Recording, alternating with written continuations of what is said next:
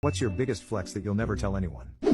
1. I saw a lizard in the middle of a busy road. I bent down on the side of the road, and called for it as I put my hands out, and he ran straight into my arms. I carried him to safety and didn't think anything of it. Until, I heard a stranger behind me go, "Did y'all see that shit? She's a lizard whisperer." Man, I wish there was another witness because I bet I looked cool. 2.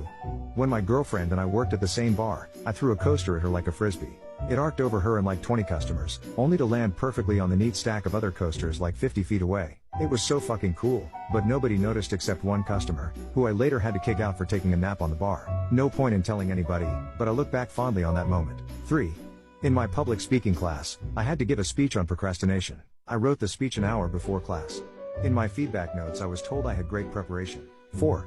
Woman in my office had a fairly long piece of toilet paper attached to her shoe, and I stepped on it and detached it from her shoe. I felt like a superhero. I still feel like a superhero about it. 5. I can make the price of any stock go down, simply, by buying it. 6. I keep light-up Skechers under my bed, to walk around the house at night. 7.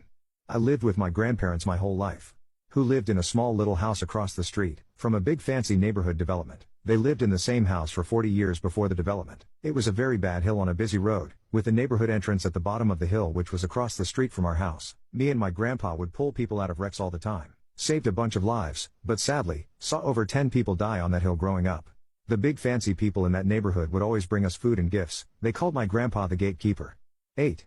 I bought some then relatively worthless Apple stock, because I thought I'd be able to eBay the stock certificate, with the rainbow Apple logo when the company went out of business. My investment guy just thinks I'm really clever. I've not corrected him. 9. I never get bored. Ever. It's a useful superpower when I'm stuck in certain situations.